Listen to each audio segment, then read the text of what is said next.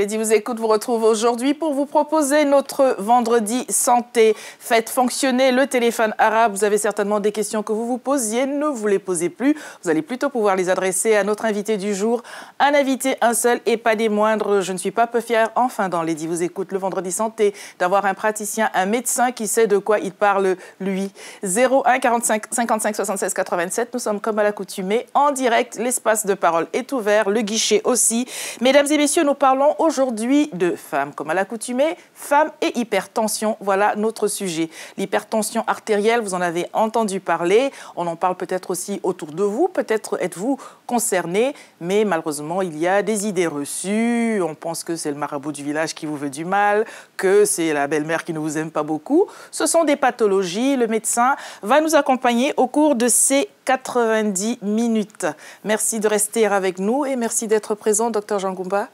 Merci, Lady. Bonjour à vous. Je suis ravie que vous puissiez venir. Les médecins sont très occupés et n'ont pas toujours le temps de venir finalement faire un travail en amont qui éviterait des drames quand on vient vous voir.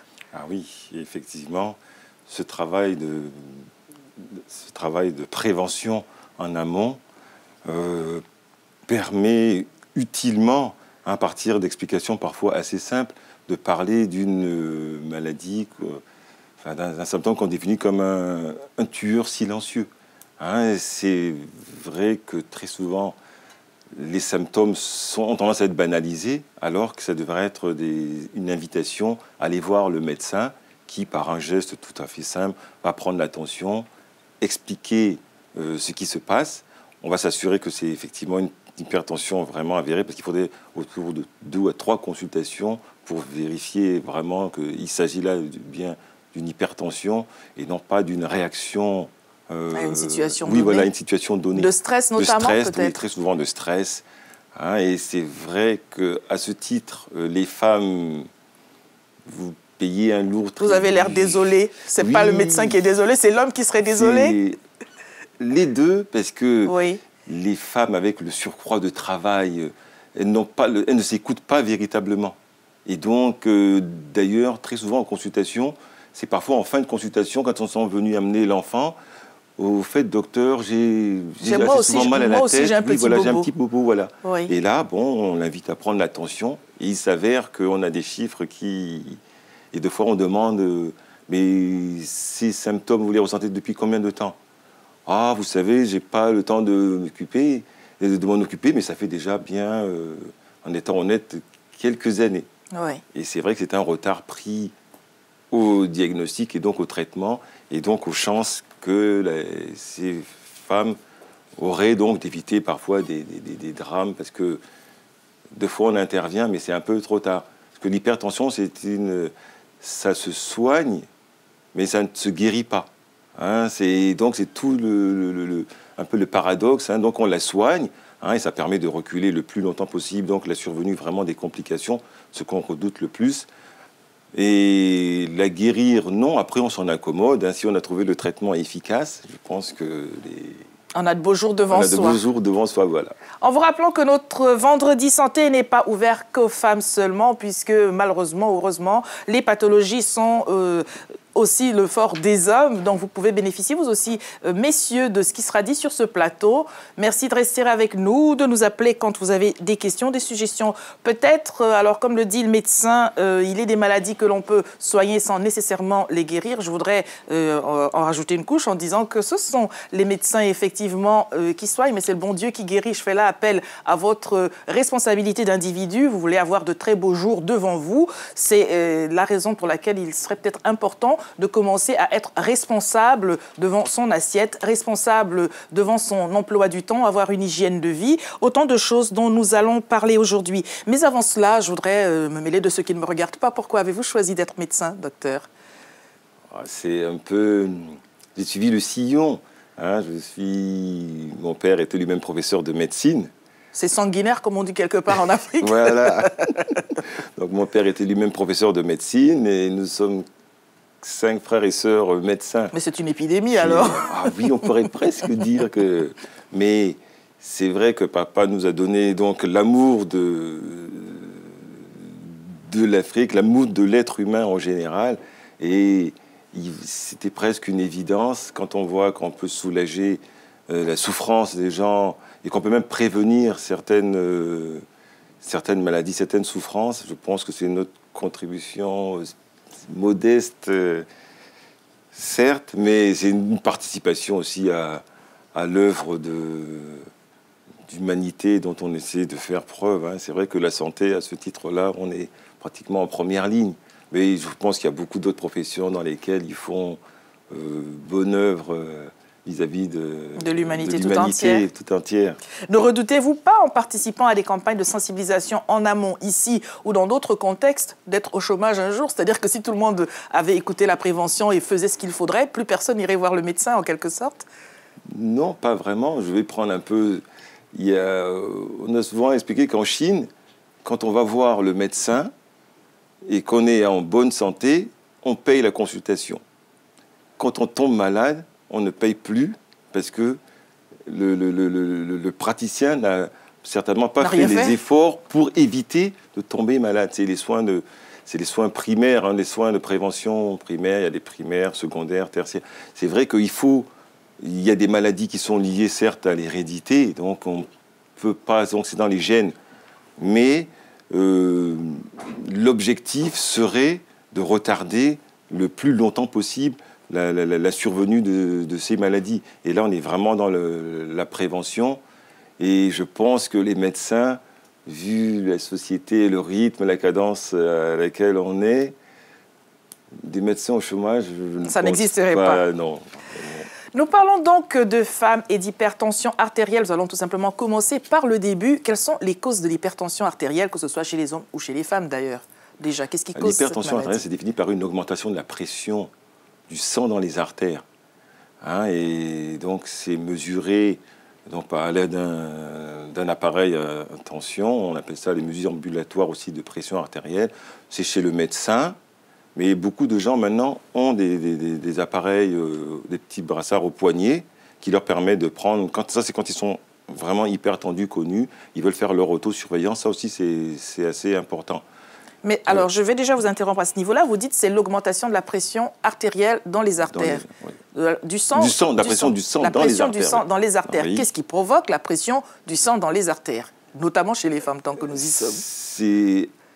En fait, il peut y avoir une souffrance des artères elles-mêmes.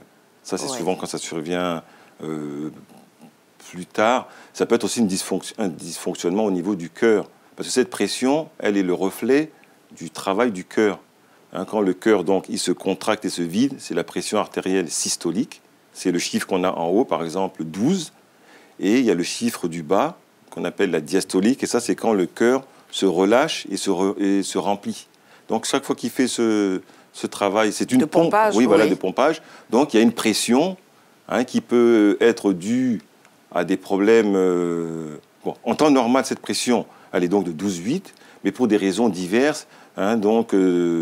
ça peut être le stress, ça peut être une malformation d'un certain nombre d'artères, ou même au niveau des reins, parce que le cœur travaille aussi en tandem avec le rein.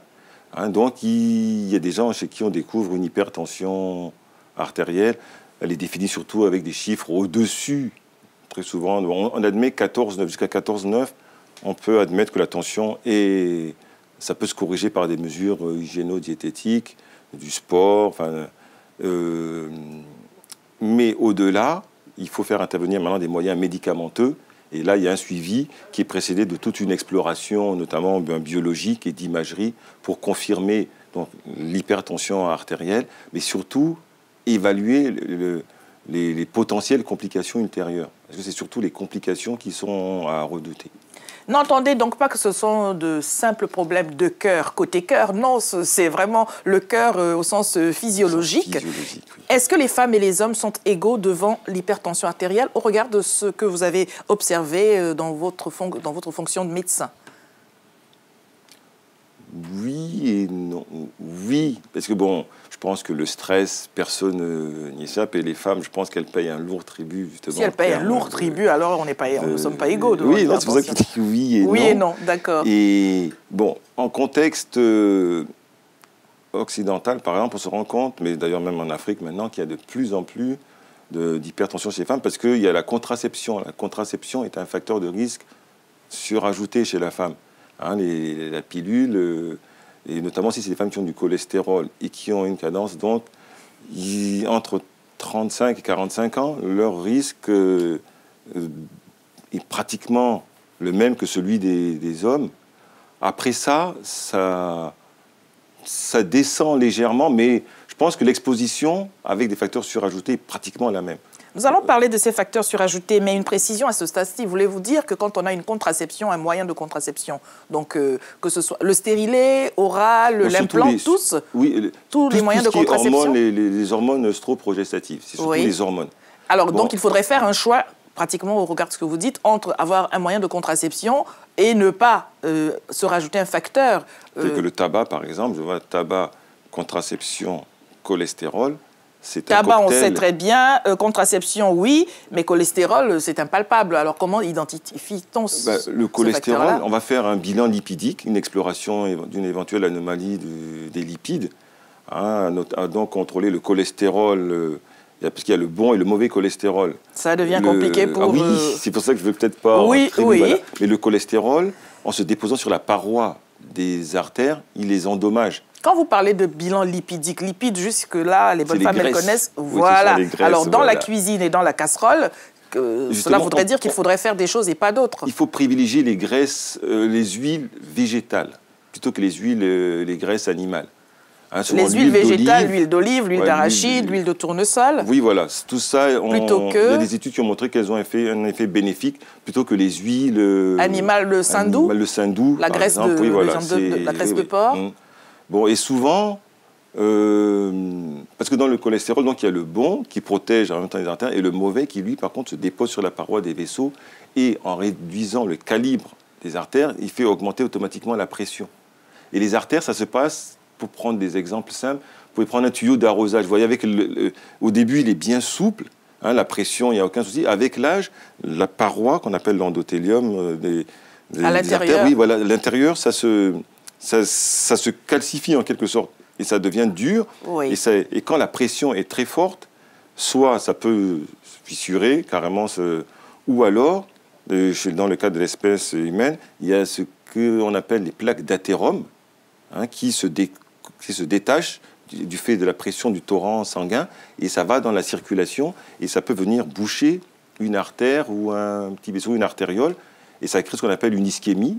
D'où les complications à type, par exemple, d'accident vasculaire cérébral. Hein, donc les gens, après une forte contrariété, la veille, par exemple, ils vont se coucher et le lendemain, ils se réveillent au milieu de leur lit. Ils ne peuvent plus bouger toute la moitié du corps. On appelle ça une hémiplégie. Donc c'est après un AVC, un accident vasculaire cérébral. Ça peut être soit ischémique, c'est-à-dire qu'il y a un petit vaisseau, un petit caillot qui a bouché une des artères en amont ou en aval, ou alors hémorragique, c'est-à-dire que le vaisseau, du fait de la pression trop forte, a rompu. Et là, donc, il y a un épanchement de sang, ça peut être c'est très souvent au niveau du cerveau, hein, et là, il y a des gens qui arrivent à récupérer, mais il faut dire que c'est un risque qu'on peut éviter justement en maintenant les pressions artérielles de façon basse, autour de 12, 13. Par exemple, chez un diabétique, on essaie de mettre les objectifs à 13, 8. Je voudrais que nous revenions donc à ces facteurs qui peuvent favoriser l'hypertension. Pour en revenir aux trois que vous avez indiqués, donc le tabac, le cholestérol et la contraception. La question que je posais était, faut-il donc, quand on a à partir de 30... Le surpoids aussi. Le surpoids. Ah là là, le surpoids. Le surpoids, la sédentarité. Ne rien faire, rester sur place. Ouais. Je prends des notes, moi aussi, l'air de rien. Voilà, je suis en consultation juste devant vous, mais ça devrait vous bénéficier aussi. Alors, pour parler de la contraception, la question que je voulais vous poser, faut-il donc, quand on a à peu près entre 35 et 45 ans, à ce que vous disiez, devoir faire un choix entre la contraception, le moyen de contraception que l'on a, ou ne pas en avoir du tout pour diminuer les risques potentiels d'hypertension artérielle? Disons que tout ça, lors de l'initiation d'un traitement contraceptif, c'est des mesures qu'il faut prendre. Donc il y a un interrogatoire quand même bien poussée. Très souvent, on fait un bilan lipidique. Par exemple, c'est la jeune fille ou la jeune femme qui veut se mettre sous contraceptif. On va lui faire un bilan lipidique, à savoir donc, explorer le cholestérol, donc les graisses, le cholestérol, les triglycérides.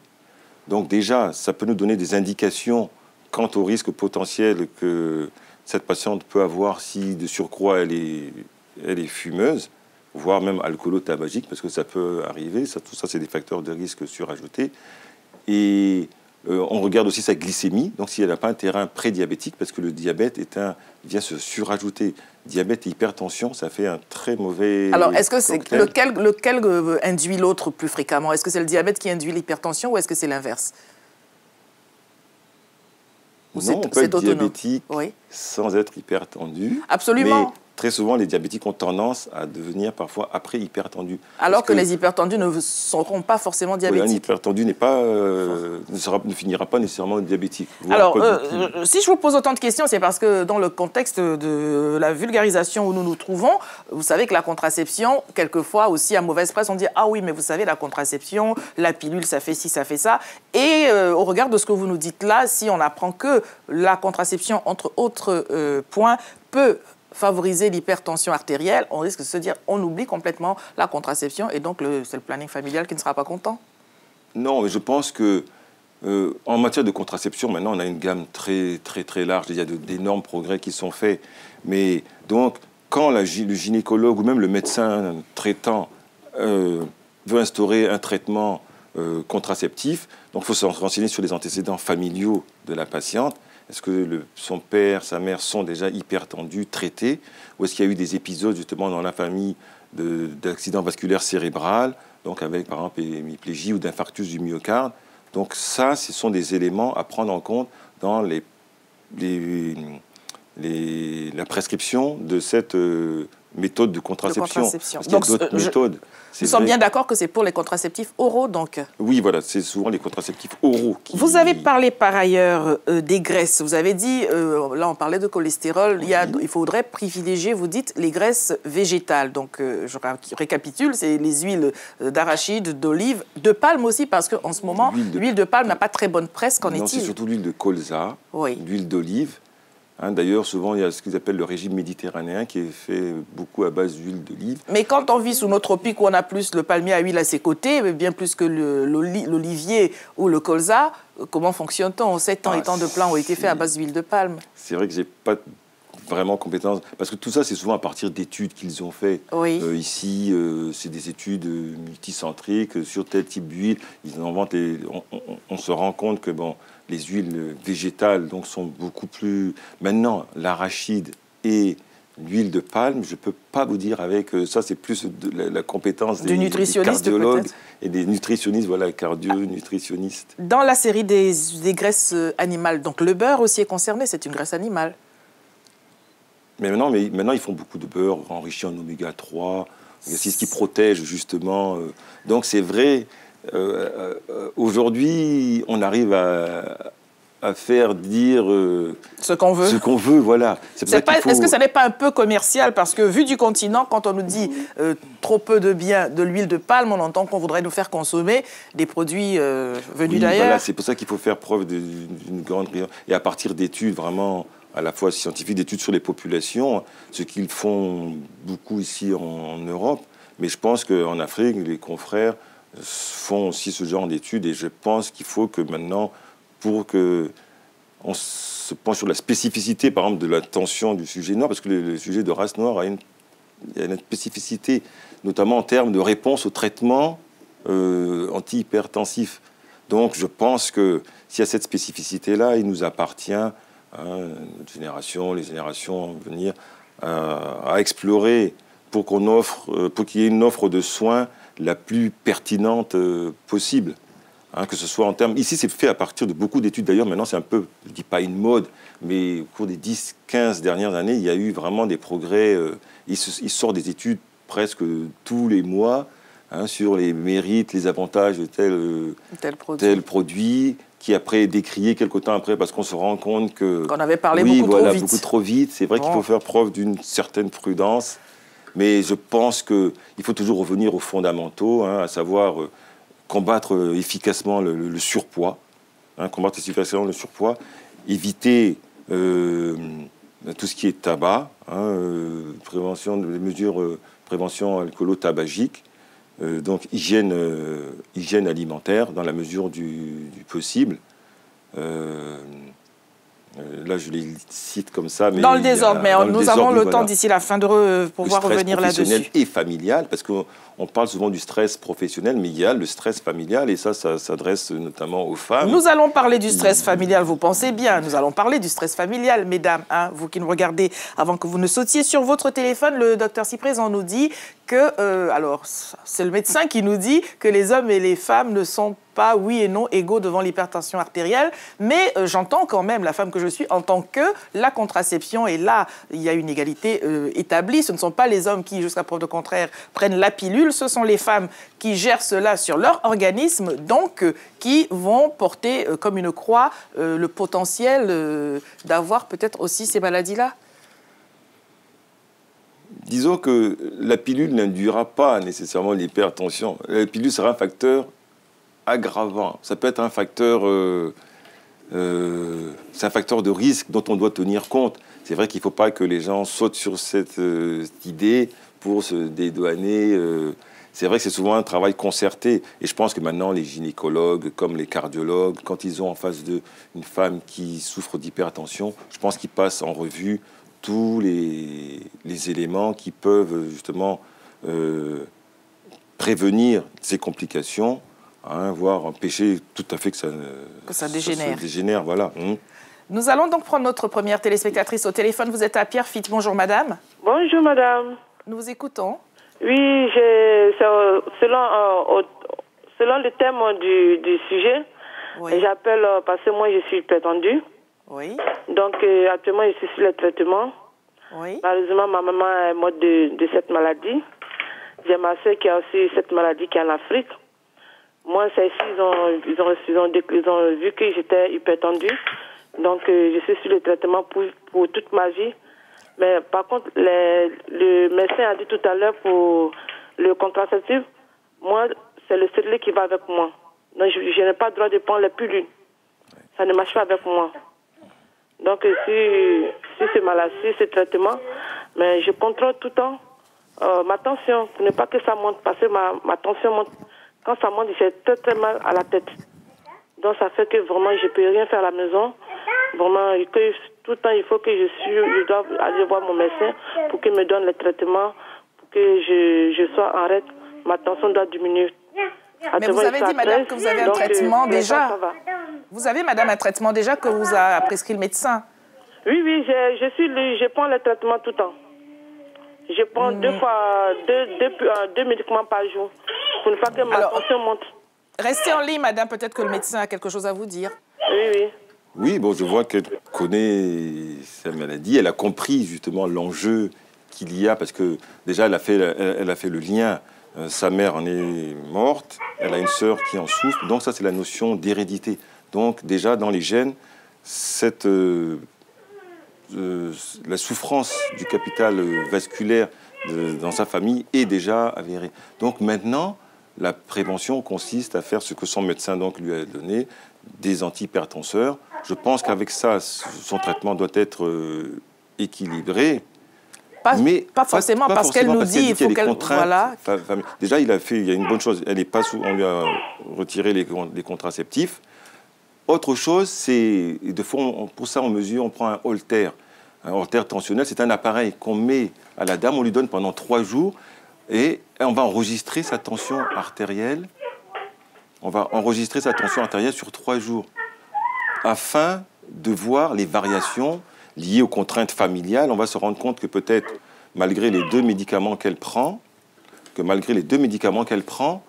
sa tension arrivée en fin de journée est élevée. Parce qu'il y a le surcroît de travail, s'occuper, élever les enfants, c'est un travail à part entière. Hein. Souvent, on dit mère au foyer, mais moi, je salue le mérite des femmes pour être issue d'une famille de 10 enfants. Je sais le mérite que peut être celui d'une femme. À un moment, c'était péjoratif quand on disait que mère au foyer. Mais non, c'est un métier très, très noble. À part entière et pas entièrement à part. Oui, et je félicite les femmes. Mais c'est vrai qu'elles n'échappent pas, comme nous, les hommes, qui allons certes travailler ramenons le gagne-pain, si on veut parler de façon un peu typique. Et à ce titre, on se dédouane de beaucoup d'autres choses parce que, bon, on vient... Mais vous voyez, elle souffre d'hypertension. Je n'ai pas demandé si elle travaillait, mais elle souffre d'hypertension. Mais pourtant, elle ne peut pas ne pas s'occuper de ses enfants, ne pas aller faire le marché, ne pas aller faire toute une sorte d'activité, puis après se consacrer du temps à elle-même. Maintenant, le risque pourrait être que quand on va chez le médecin, on est au calme, donc la tension est toujours bonne. Ouais. Mais par contre, chez elle, les contrariétés, les contraintes, il se peut que sa tension monte.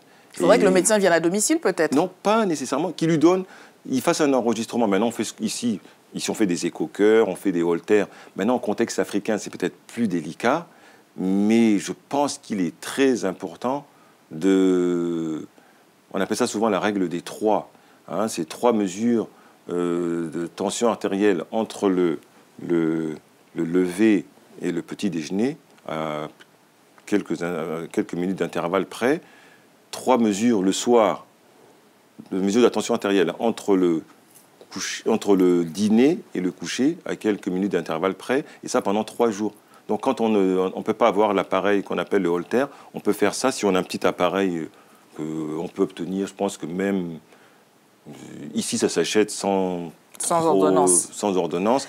En contexte africain, je ne sais pas, mais je sais que ça c'est un moyen simple qui permet de voir tout au long de 3 jours, comment la tension peut varier. Évoluer. Alors, merci madame pour votre témoignage. Je voudrais, avant que d'aller de l'avant, alors que votre ligne vous reste ouverte, qu'on en revienne à un point. Madame a dit, quand je suis à la maison, que je commence à avoir mal à la tête, je ne peux pas faire grand-chose. Est-ce que les hommes entendent qu'une femme est malade, parce qu'une fois qu'on est revenu de chez le médecin et en plus qu'on a un traitement au long cours, à vie, on n'est plus censé avoir mal nulle part, ou alors il n'y a qu'à retourner chez le médecin. Mais dans le quotidien, pour parler du quotidien, vous l'avez dit, dans le cabinet médical, on est un tout petit peu posé, donc la tension peut être bonne, mais le quotidien d'une femme, on le connaît toutes. Est-ce qu'on le connaît tous chez les hommes? Est-ce qu'on en prend compte, surtout? On a parlé de stress, on a parlé des enfants, on a parlé du travail domestique, d'aucun travail à l'extérieur qui plus est. En plus, il y a le 21e siècle qui est là. Quand on ne fume pas soi-même, c'est quelqu'un qui nous en fume copieusement à l'extérieur ou, je ne sais pas, à domicile. L'alcool est là. Voilà, autant de choses, de facteurs. On parle d'exercice physique. Est-ce que véritablement, dans certaines catégories sociales, couches sociales, prend-on le temps d'avoir du temps pour soi en tant que femme, entre les enfants qu'on amène à l'école, il faut aller les chercher, il faut faire les courses, il faut faire la cuisine. Est-ce qu'on ne considère pas finalement que c'est une vie de luxe de se dire, tiens, je vais aller faire mon petit quart d'heure de marche de santé? Ça, c'est là tout le problème, parce que souvent quand on dit, bon, hygiène de vie, c'est vrai que c'est des messages qu'on devrait adresser également à l'intention des maris, hein, des époux, pour qu'ils prennent en considération certains symptômes dont les femmes peuvent se plaindre et qui sont manifestement des signes de souffrance, soit vasculaire, hein, soit déjà au niveau du cœur, tout ça du fait de la tension. Maintenant, c'est vrai que c'est très délicat. Ici, en contexte européen, c'est possible, parce que je pense que... C'est possible, mais combien le font? Mais combien le font, voilà, déjà. Les salles de sport sont disponibles, mais est-ce qu'on a le réflexe et le temps matériel d'aller au dehors, dire je vais faire... Mais d'où l'importance d'envoyer des messages quant à l'exposition, aux risques encourus, quand on néglige ça. C'est vrai que c'est très difficile, mais je pense que à un moment ou à un autre, il faut véritablement prendre sur soi, de s'accorder cette hygiène de vie et ce soin à soi-même. Sinon, après, on assiste à ce qu'on appelle des polydéfaillances. Hein, ça peut être le rein qui va être défaillant, ça peut être le cœur. La défaillance du cœur, ça retentit sur le rein. Ça peut affecter également le cerveau. C'est ce qu'on appelle les organes cibles. Parce que cette pression, elle est au niveau de tous les organes dans le corps. Et donc, si au début, c'est le cœur, on se dit, bon, ça va passer, Mais après, à force de négliger, quand on arrive même voir le médecin, c'est déjà un stade avancé. Et il y a même un risque il peut y avoir une rétinopathie hypertensive, ça peut atteindre la rétine. Tous les petits vaisseaux, parce que la pression que génère le cœur, cette pression, on la ressent au niveau de tous les organes. Et donc, il faut tout faire pour que cette pression soit maintenue le plus bas possible, le plus équilibré. Proche possible, équilibré. Parce que trop bas, ça n'est pas bien non plus, et on va en parler tout à l'heure. Si vous êtes d'accord, nous prenons monsieur qui se trouve en Autriche. Bonjour. Oui, bonjour madame. Bonjour. Oui, je voudrais poser, c'est vrai que je viens de me connecter et j'ai toujours entendu parler des problèmes de tension artérielle et autres. Ma question était celle de savoir déjà comment sont les symptômes, comment connaître que l'on est hypertendu ou... Je voudrais savoir quels sont les symptômes.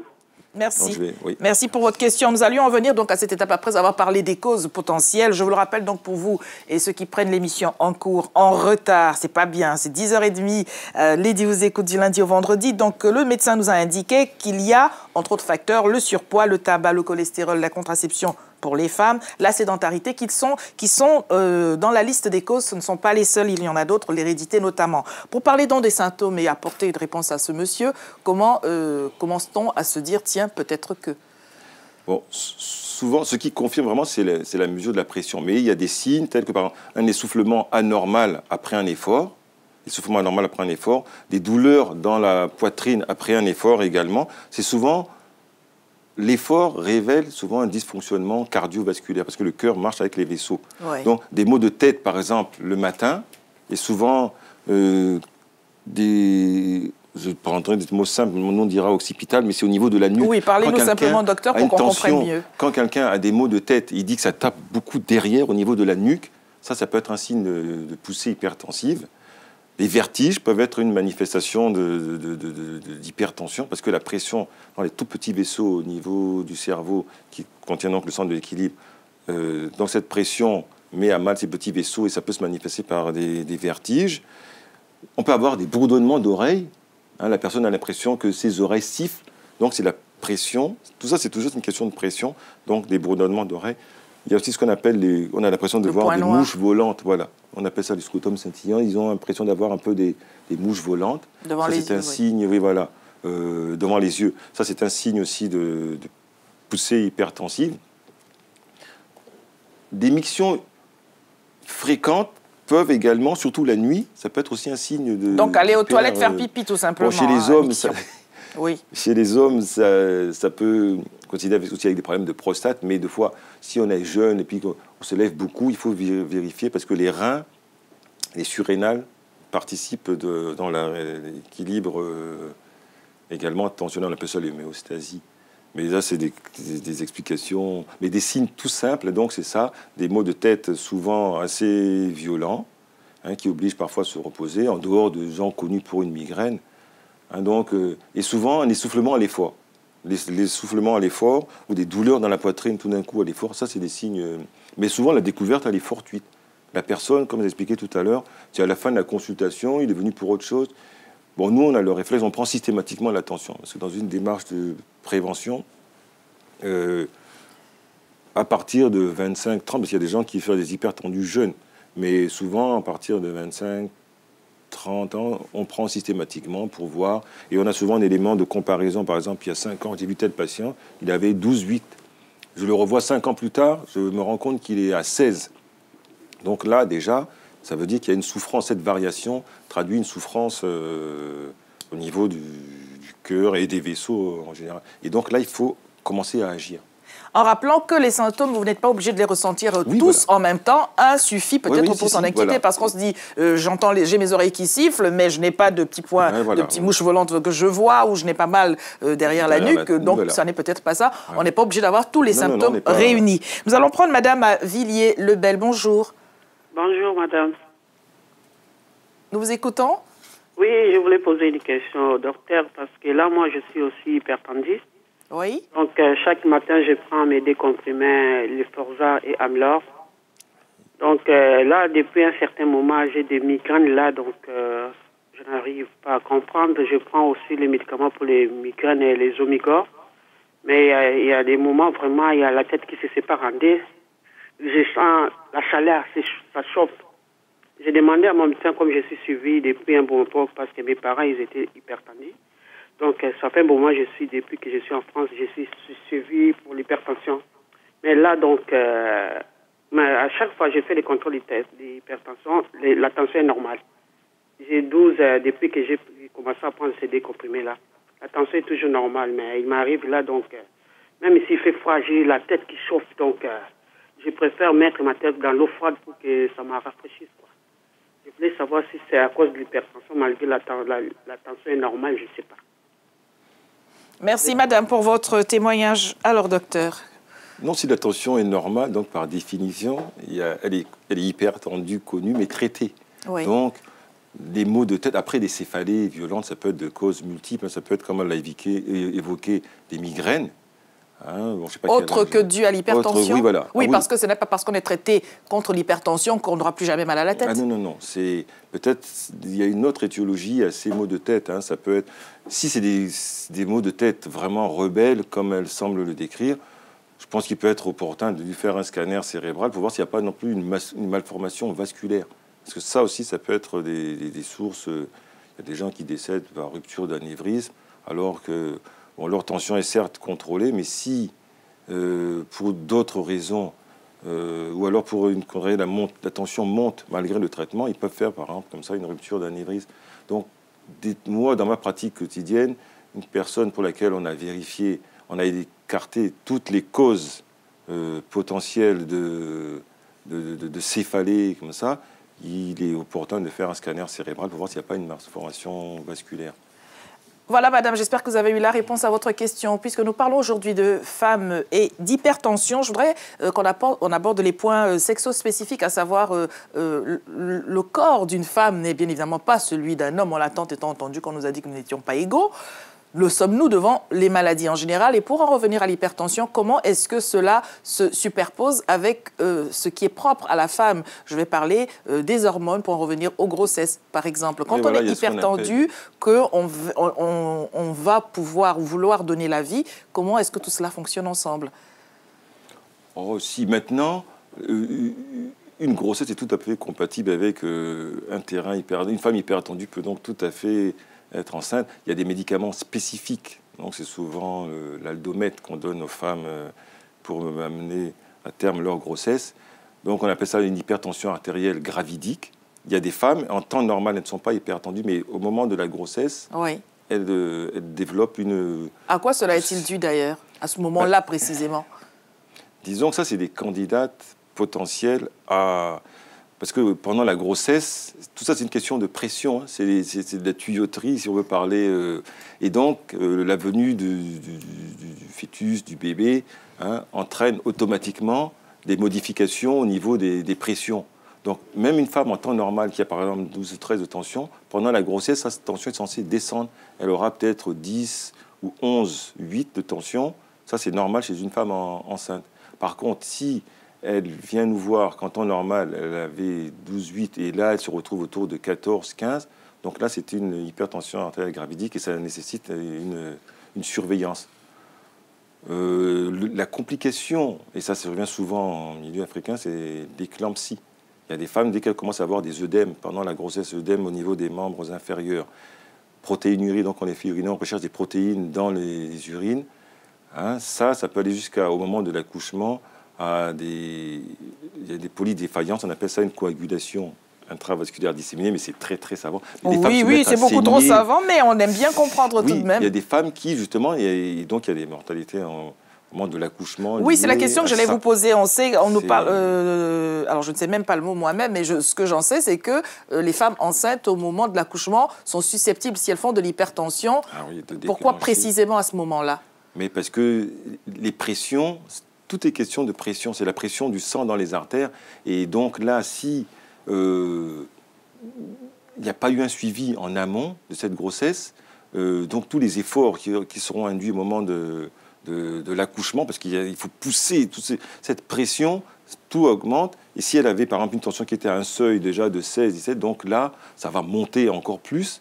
Hein, et là, donc il y a un risque de polydéfaillance viscérale.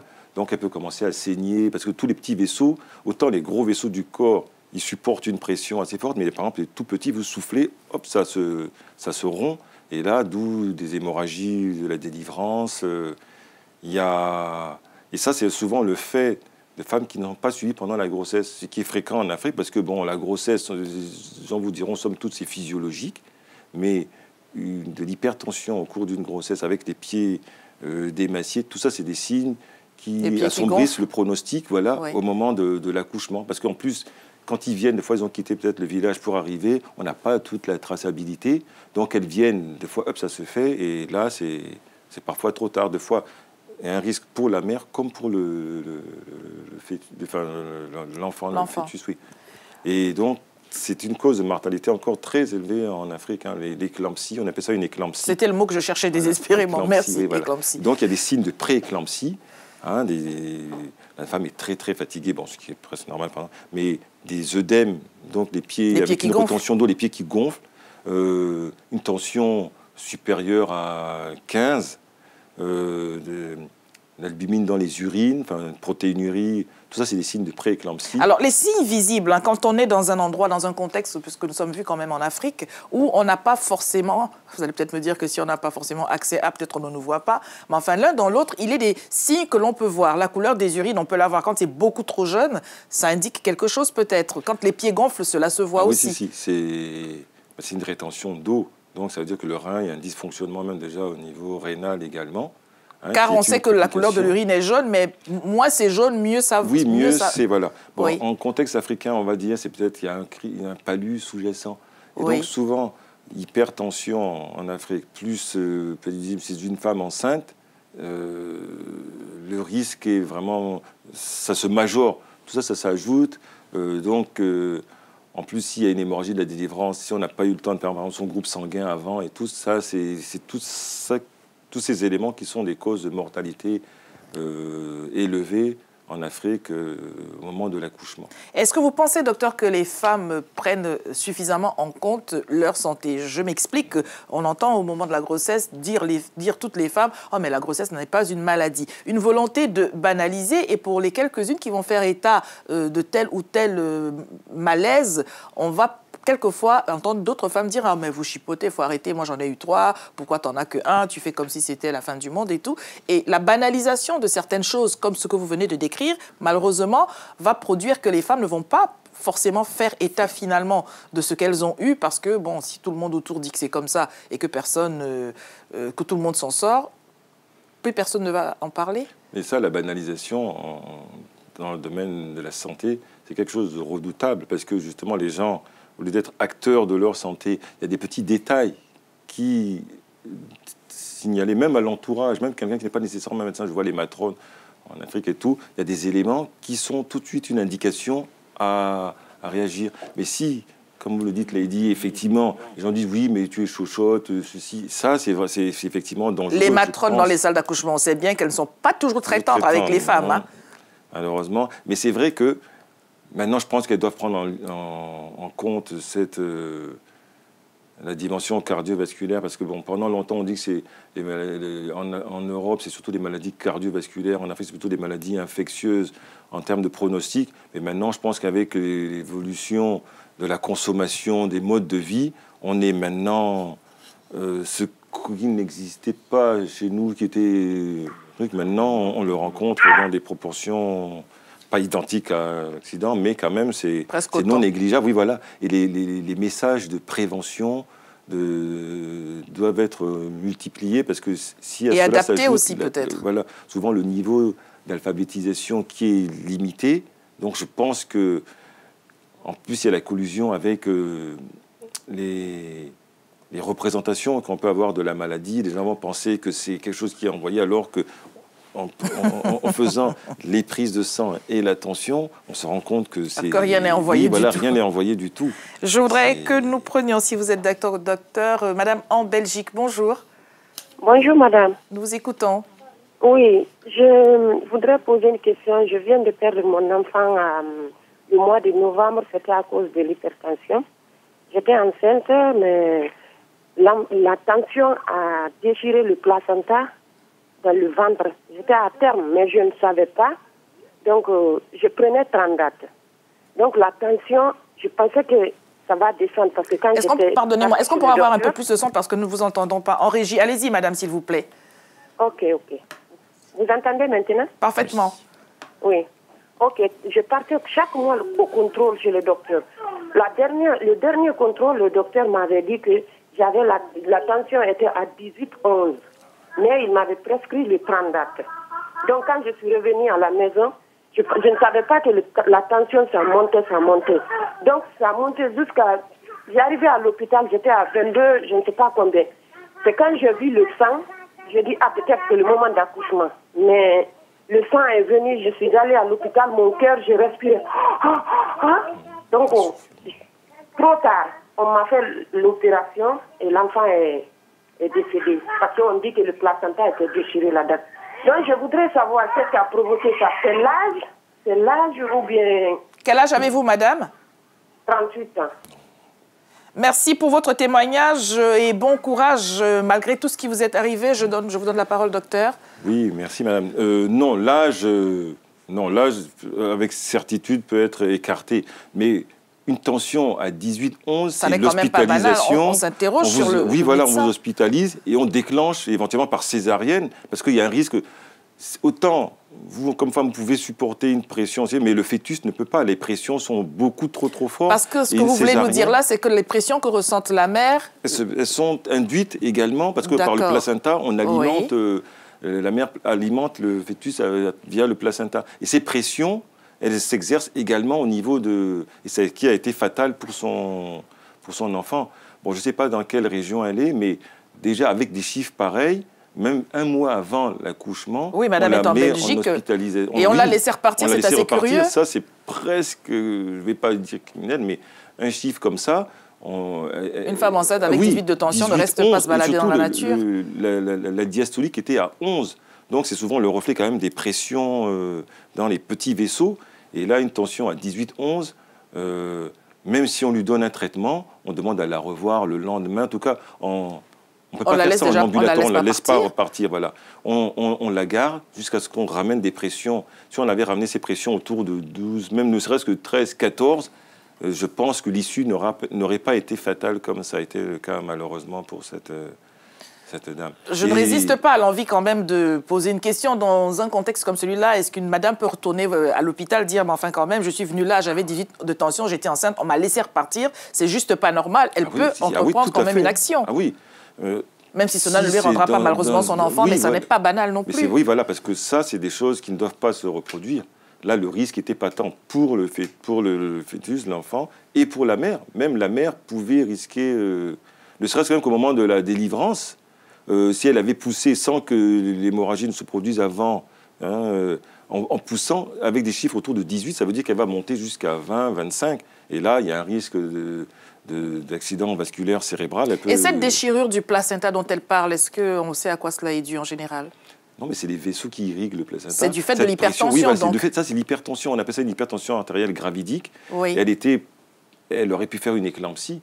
Et elle a commencé à saigner simplement. Elle a vu en bas, on pensait que c'était l'arrivée du bébé. Mais en fait, elle aurait pu commencer à saigner de partout. On appelle ça ce que je disais, la coagulation vasculaire intradisséminée.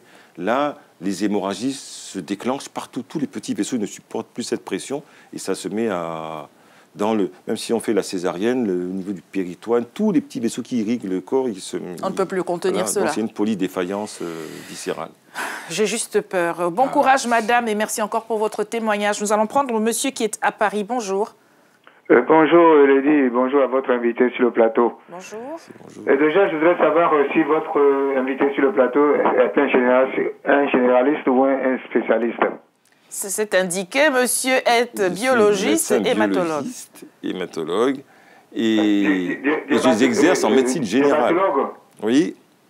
Ah, ben voilà, moi, mon problème, actuellement, j'ai un certain âge. Bon, ben, il s'avère que ces derniers temps, je suis confronté à des petits bobos par-ci, par-là. Bon, ben, et je ne sais pas exactement de quoi il s'agit. Et ces derniers temps, ce sont mes orteils, mes 10 orteils, qui sont froids, de jour comme de nuit. Et je ne sais pas, on m'a fait faire plein des examens. Il y a un qui s'appelle EMG, mais plein de trucs. Et on me dit que mes veines ne sont pas bouchées, mes artères ne sont pas bouchées, tout. Ben, et moi, mes orteils, c'est comme s'ils sont morts. Les 10. C'est froid, mais j'arrive à marcher normalement, mais mes orteils, dans la nuit, dans la journée, ils sont froids, mais quand je mets les chaussettes pour sortir, ça va. Et le soir, quand je rentre, c'est toujours froid. Alors, mon médecin traitant me dit, bon, comme moi j'ai dit, moi je bois du vin. On me dit que c'est dû à mon foie. Bon, on me dit, maintenant le foie, il n'y a plus trop de danger avec mon foie. Bon, maintenant je ne comprends plus rien. Alors, de quoi s'agit-il au juste? Mais j'ai toujours ce problème-là. Voilà mon problème. Merci, monsieur, pour votre... Les 10 orteils. Merci. Des fois, ça me brûle un peu. Merci, monsieur, pour votre question. Alors, le docteur si présent exerce en médecine générale aussi. On va tenter d'apporter quelques réponses, bien que monsieur ne soit pas une femme, bien que ce ne soit pas de l'hypertension, mais enfin, tout de même. Ce qu'il décrit semble ressembler à ce qu'on appelle le syndrome de Raynaud. Hein, c'est des extrémités froides. Et souvent, parce que l'irrigation, soit par temps de froid notamment, ne se fait pas bien. Oui. Hein. Mais si on fait ce qu'on appelle un électromyogramme, c'est-à-dire la transmission de l'influx nerveux, si c'est normal, c'est pour éclater un problème neurologique. Donc, parce que quand il y a une douleur, ça peut être une douleur d'origine vasculaire, donc ça peut être les vaisseaux, ça peut être d'origine nerveuse, donc c'est les nerfs périphériques, c'est pour ça qu'ils ont fait un électromyogramme. Et bon, après, ça peut être... mais tel qu'il décrit, s'il n'y a pas de tension, il n'y a pas d'hypertension, et qu'il n'y a pas de problème neurologique, qu'il n'est pas diabétique, parce que c'est chez les diabétiques qu'il y a des neuropathies, on peut écarter également le problème d'artériopathie oblitérante des membres inférieurs. Donc, la circulation ne se fait pas, mais c'est des sujets qui sont alcoolo-tabagiques, et donc le tabac obstrue vraiment tous les gros vaisseaux qui amènent le sang parce qu'au niveau des orteils, les vaisseaux sont plus petits. Et donc, peut-être qu'à ce niveau, la circulation ne se fait pas bien. Donc, de temps en temps, on leur donne ce qu'on appelle des anti-agrégants plaquettaires, parce que, par exemple, l'aspirine ou de l'aspégique, ça fluidifie le sang et ça permet le sang de circuler et d'arriver au petit doigt. Voilà. Mais lui, je pense, c'est ce qu'on appelle un syndrome de Raynaud. Hein, donc, les extrémités froides, ça peut être les mains, les pieds. Il y a des gens comme ça qui sont souvent très froids, du bout des doigts, voilà. Du bout du nez, et on le ressent plus l'hiver. C'est la circulation terminale, c'est vraiment le terminus au niveau de tout ce qui est vaisseau, parce que ça descend et le sang, il remonte normalement. Hein, et donc, il peut avoir également un problème d'insuffisance circulatoire. Nous allons prendre monsieur à Amiens. Bonjour. Bonjour, Lady vous écoute. Bonjour, monsieur. Merci pour toutes les bonnes émissions que vous faites déjà. C'est nous qui vous disons merci. Moi, ce que je voudrais dire est déjà saluer le médecin qui est là. Ce que nous devons savoir aussi, c'est que l'alimentation, ce que nous mangeons aujourd'hui dans la période où nous vivons, dans laquelle nous vivons aujourd'hui, l'alimentation, moi, mon médecin m'a dit que ce que nous mangeons aujourd'hui n'est plus totalement innocent ou bien sain par rapport à ce que la nature nous avait laissé. Alors il m'a dit qu'il y a beaucoup d'aliments que nous mangeons qui sont déjà au départ, on ne peut pas dire contaminés, mais qui sont un peu déjà artificiels. Parce que le taux d'hypertendu est très élevé et moi, ça m'inquiète. C'est pour ça que je veux quand même qu'on insiste un peu aussi sur ce que nous mangeons aujourd'hui. Voilà, merci Lady. J'ai été bref. Merci monsieur pour votre appel. Alors, allons regarder dans l'assiette, en sachant que pour arriver dans l'assiette, il faut absolument passer par la marmite. Or, dans la marmite, les hommes aiment bien voir ce qu'avait cuisiné leur maman. Quand madame apporte des petites salades comme si, au regard des 3 fruits et légumes par jour, pour des raisons de nutrition, si j'arrive à le dire, oui, pour être comme il faut, diététiquement parlant, les hommes ne trouvent pas toujours que c'est ce qu'ils voudraient et c'est la porte ouverte à toutes les autres marmites qui sont cuites ailleurs, comme il faut. Non, mais de toute façon, manger trop riche, c'est pas bon, c'est pas sain du tout. Hein, donc, tous les excès alimentaires, ils favorisent l'hypertension artérielle, en particulier l'excès de sel. Donc, il faut habituer déjà les enfants à éviter cet excès. Il ne faut pas abuser non plus des boissons ou des aliments contenant la réglisse. Hein, par exemple, le pastis, il faut le prendre sans alcool. Ça, c'est sûr qu'on n'en donnerait pas aux enfants. Oui, c'est... Mais il y a des tisanes, des fois, on boit une petite tisane et il y a ce petit goût acidulé comme ça. Il faut qu'on lise, en fait, ce qui est indiqué sur les produits. Par exemple, le café est une source. Souvent, on va demander dans les habitudes de vie la personne. Donc, est-ce qu'il est sédentaire? Est-ce qu'il boit de l'alcool? Parce que très souvent, quand il y a des hypertendus, ils ont leur traitement qui est stable. Et des fois, il y a un dilemme. Ils voudraient bien boire, mais souvent on leur a dit, ne prenez pas vos médicaments si vous prenez l'alcool. Et des fois, la tentation est plus grande de prendre l'alcool que le médicament. Donc, quand ils viennent nous voir en consultation, on a des chiffres très élevés. On se dit, mais comment ça se fait? Vous prenez bien votre traitement. Mais quand on crée un climat de confiance dans la relation médecin-malade, il y en a qui nous confient, nous disent, bon, vous savez, docteur, vraiment, il m'arrive d'oublier, parce que bon, ils font le choix de boire et c'est vrai que... Vaut mieux boire et prendre ses médicaments quand même, plutôt que de ne pas les prendre quand on a bu. Voilà.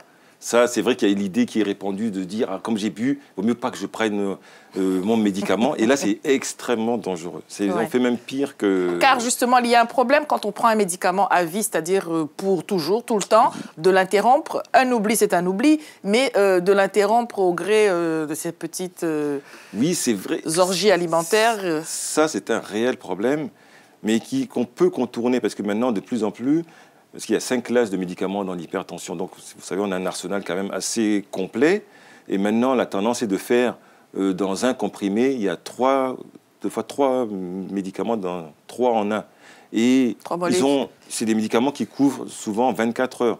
Donc, là, on a tendance à faire en sorte, dans l'industrie pharmaceutique, que les patients puissent prendre le médicament le matin. Parce que le matin, en principe, Oui, on est à jeun, normalement. On est à jeun, normalement. Oui. Et donc, souvent, il y a pas mal de médicaments qui se prennent la nuit pour des questions de tolérance. Donc, dans le sommeil, on ne le sent pas. Mais il y a des gens qui sont plutôt des noctambules. Donc, si on leur donne cette information, ils vont se dire, bon, je dois me prendre mon médicament la nuit. Si on n'a pas pris le soin de demander quel est son mode de vie, est-ce qu'il est plutôt du matin que du soir et tout. On lui dit, prenez ce médicament la nuit. Si les effets indésirables sont gênants, prenez-le la nuit. Donc, lui va le prendre. Sauf qu'il travaille la nuit. Sauf qu'il travaille la nuit, voilà. Comme souvent dans la diaspora. Ou alors qu'il va s'amuser et qu'il aura l'occasion de boire. Donc, il va se dire, bon, mais je fais l'impasse. Il y a le contexte, la vie est parfois assez dure, donc les gens, ils ne loupent pas une occasion de se réjouir. De se l'alléger comme ils peuvent. Voilà, donc là, le médicament, ça devient presque secondaire parce qu'il se dit, bon, je prenne pas, il n'y a pas un impact qu'on évalue J'en ai tellement pris que oui, c'est pas parce que j'en prends pas 2 que ce sera très grave. Et c'est tant qu'ils ne vont pas voir le médecin, parce que maintenant, il y a des appareils où le patient voit lui-même les chiffres. Parce qu'avant, c'était le brassard, on gonfle, et puis avec le manomètre, on dit voilà. Et c'est nous qui le disions. Bon, le patient ne se sentait pas aussi impliqué que quand je vois moi en consultation. Maintenant, vous faites peur aux patients, c'est ça, on montre pas les chiffres. Il est acteur, lui-même se rend compte que quand il voit 19, 12, et c'est des appareils à mémoire. Donc, je leur montre, voilà, vous voyez. Le chiffre d'avant. Le chiffre d'avant, vous voyez, telle personne avait 18. 19 de tension, ça n'est pas comme à l'école, il n'y a pas de quoi être content. Non. Monsieur, bonjour, nous écoutons. Allô. Bonjour, monsieur. Bonjour, madame. Je vous appelais au niveau des monsieur les médecins qui sont juste à côté de vous. Parce que je l'ai écouté tout à l'heure, bon, l'explication qu'il donne à la télé. Je parle tout, mais j'ai un peu parlé comme l'explication qu'il a donnée. Le mot de tête, malonique, la vertige, bon, et autres. Mais bon, en fait, le but de problème pour avoir hypertension, j'étais allé voir mon médecin traitant, mais tout le temps il prend tension, mais la tension il est bonne. Tout le temps que je veux aller voir le médecin, soit urgent, la tension il est bonne. Mais je malonique, le maux de tête, les vertiges et les bourdonnements aussi, vous voyez. Oui. Mais là, c'est pas. Mais qu'est-ce que lui peut donner comme conseil aussi? Mais bon, en fait, aussi, j'ai fait des prises de sang. Bon, les prises de sang, il n'y a rien qui est montré. Bon, avec les reins aussi. Avec les scanners, bon, avec les radios, avec les cardiologues aussi, j'étais allé voir les cardiologues, bon, ça aussi, il n'y a rien qui est montré. Au fait comme il a cité tout à l'heure à la télé, le malonique, maux de tête, la vertige et les bourdonnements, mais là, ça me fatigue un petit peu. Merci, monsieur, pour votre appel. Alors, quand on prend son traitement, que l'on soit homme ou femme, manifestement, ce que nous dit le téléspectateur et madame qui a appelé je ne sais plus d'où tout à l'heure, est-ce que c'est normal, pendant qu'on est sous traitement, de continuer à avoir les oreilles qui bourdonnent, la nuque qui fait mal, les petites mouches qui volent devant les oreilles? C'est suffisamment curieux pour que les médecins changent le traitement, non? Soit c'est une intolérance, c'est des effets indésirables liés au traitement. C'est pour ça qu'il faut voir souvent la notice des médicaments que prend le patient, parce que ça peut faire partie des effets indésirables. Bon, le plus souvent, c'est au départ, mais après, il y a une tolérance qui vient. Et si cette tolérance... Parce que dans un médicament, il faut voir l'efficacité. Si ces chiffres tensionnels sont bien comme il le signale, c'est déjà une bonne chose. Après, il y a la tolérance clinique. Si ça le rend malade, ça lui crée des désagréments à côté, il faut voir, parce qu'aujourd'hui, on a un arsenal très large pour changer soit de classe d'antihypertenseur, hein, soit essayer d'adapter ça dans la façon dont il prend son traitement. Mais ça peut tout simplement ne pas être en rapport avec, ça peut être une forme de surmenage, des douleurs multiples comme ça peut être des sortes de surmenage, ou parfois, chez certains, la manifestation aussi parfois d'un mal-être. Hein. Il y a des gens, c'est une forme de somatisation de difficultés qu'ils ont par ailleurs, qui se manifeste. C'est le corps qui réagit. Voilà, c'est le corps qui réagit. Ça peut être une forme de... Alors, les femmes qui souvent ne disent rien quand les choses vont mal, somatisent-elles autant, sinon plus que les hommes? On est stoïque en général devant la douleur. Hein. Les femmes restent très stoïques. Est-ce que c'est le fait de l'accouchement? Il y a un certain nombre de choses que les femmes... quand on a donné l'avion, on se dit que rien ne fait peur. Et c'est vrai que les femmes, je pense que dans leur subconscient, elles doivent se dire qu'elles doivent être fortes, ne serait-ce que pour les enfants, la famille. C'est un peu le pilier. Qu'on le veuille ou pas, il faut reconnaître femme qui constitue le pilier de la famille. Hein. Et donc, c'est d'ailleurs peut-être un peu de ce fait que les hommes se reposent sur elles et qu'ils ont le temps de vaquer à mais justement, est-ce que ça n'est pas assez traître? Peut-être que c'est aux hommes qu'il faudra adresser des messages en leur disant de savoir entendre le mal-être des femmes, que ce soit établi par un diagnostic du médecin ou juste manifeste si une femme semble pas bien ou si elle le dit, savoir entendre cela et ne pas forcément vouloir qu'elle continue à gérer mais justement, les choses. Si notre travail, si on veut être efficient, quand on constate parfois une poussée de tension comme ça, avec les risques que cela comporte, si c'est une femme qui a déjà eu plusieurs enfants, on convoque deux fois le mari et deux fois les grands-enfants, ceux qui peuvent comprendre, pour dire que, attention, voilà, leur maman, l'épouse a présenté tel truc, voilà ce à quoi elle s'expose, si on n'aménage pas son cadre de vie, hein, et toutes les contraintes inhérentes à... Parce qu'on dit, bon là, ça va avec les traitements, on arrive à stabiliser, mais c'est souvent une alerte. Donc là, des fois, tout à l'heure, le monsieur me disait qu'il avait mal au nez. J'ai oublié de signaler aussi. Des fois, il y a des gens, on appelle ça un épistaxie, ils se mettent à saigner du nez. Et ils ont une chance inouïe, parce que c'est des petits vaisseaux du nez qui lâchent. Et quand ils viennent aux urgences, on leur prend la tension, ils sont à 20 ou 20. Donc ça, on pourrait presque se dire que ces gens-là, il y a la main de Dieu sur eux, parce que normalement, c'est dans le cerveau un petit vaisseau qui aurait pu lâcher. Et là, en fonction du territoire qui a été touché, eh ben, hop, ils se retrouvent paralysés de toute une moitié du corps, perte de la parole, perte de la déglutition. Donc il faut, quand ils arrivent à s'en sortir, deux fois, il y en a, c'est fatal. Pour tous les saignements du nez, donc il faudrait se méfier autant que cela. Si c'est un adulte, un saignement du nez, sauf s'il a vraiment... S'il y a un choc. S'il y a eu un choc, oui. Mais un saignement du nez sans aucun effort, il n'y a rien eu. Et il faut tout de suite aller voir le médecin. Et d'ailleurs, tout médecin, la première des choses, il va regarder votre tension. Voilà. Madame à Rouen, bonjour. Madame Lydie, je vous appelle de Rouen. Je suivais toujours votre émission, je suis très, très appréciée. Merci, madame. Et là, il y a un docteur et vous aussi, je suis très contente. C'est juste pour poser une question. C'est vrai, je suis hypertension. Je suis suivie. Ça fait au moins 15 ans que j'ai ça.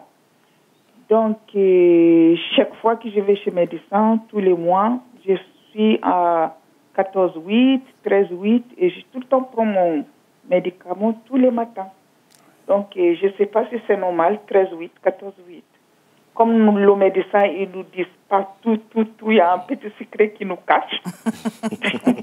Donc, c'est pour ça que je vous appelais pour savoir un petit peu. Voilà. Merci madame pour votre fidélité et pour votre témoignage. Alors, merci, docteur, madame. vous êtes là pour nous dire ce que vous ne nous auriez pas dit si nous étions dans votre cabinet et que vous aviez votre blouse blanche et votre stéthoscope. Est-ce que madame dit, alors, on voudrait avoir un chiffre qui baisse parce que quand on prend son médicament pendant longtemps, très longtemps, on espère qu'à un moment, on aura peut-être besoin de le prendre. Or, il faut continuer à le prendre. Et est-ce que c'est parce qu'on le prend tout le temps qu'on va voir le chiffre qui baisse indéfiniment? C'est une très judicieuse remarque, parce que la tension, l'hypertension, on la soigne, on ne la guérit pas. On la soigne, c'est-à-dire que les médicaments servent à maintenir la pression qui est trop élevée dans les vaisseaux, la maintenir à un niveau qui est compatible avec, je dirais, la physiologie normale. Quand cette tension est... Parce qu'elle a dit 13,8, 13,8, c'est très bien. Moi, les patientes, quand elles ont 12, 13, je leur dis que c'est des tensions de jeunes filles. Parce que là, déjà, d'une part, je me rends compte qu'il y a beaucoup de femmes qui en souffrent, vous voyez, depuis 15 ans. Et c'est vrai que souvent, on a l'impression que l'hypertension, c'est un peu le lot des hommes, parce que le stress professionnel, mais je me rends compte que beaucoup de femmes, bon, apparemment, elles connaissent bien leur maladie, parce que ça, c'est un élément important. Elles respectent leur traitement, mais il faut qu'en aucune façon, elles n'arrêtent. Je pense pas, il y a des médecins, ils ne sont pas très causants, il faut dire ce qui est, mais le diagnostic d'hypertension artérielle, c'est un diagnostic qu'il faut poser de façon vraiment très posée. Et l'initiation du traitement, c'est un temps très délicat, parce que c'est là qu'il faudra que le patient adhère à une maladie qui sera chronique, qui va l'accompagner jusqu'à son dernier jour. Hein, et donc, en aucune façon, il ne faut soit... troubler sa boisson, oui, voilà, comme dirait la fable.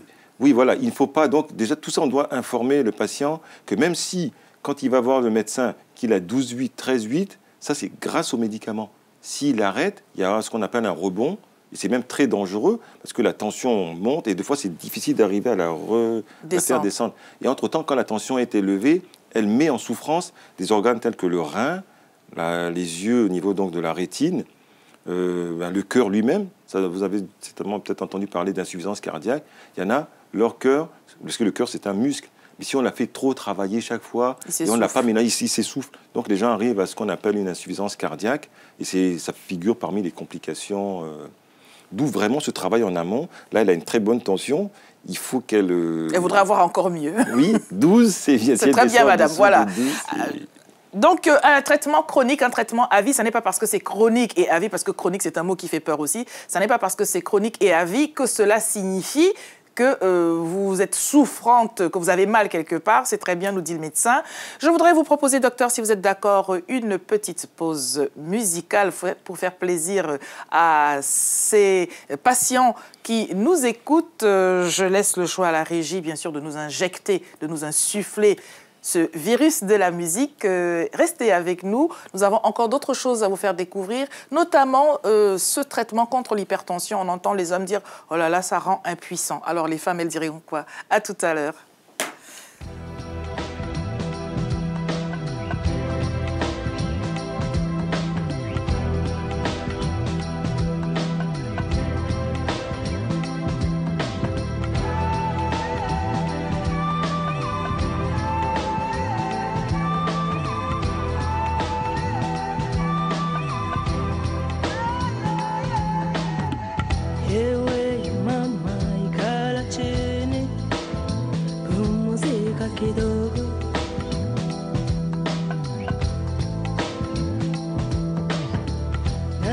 Saya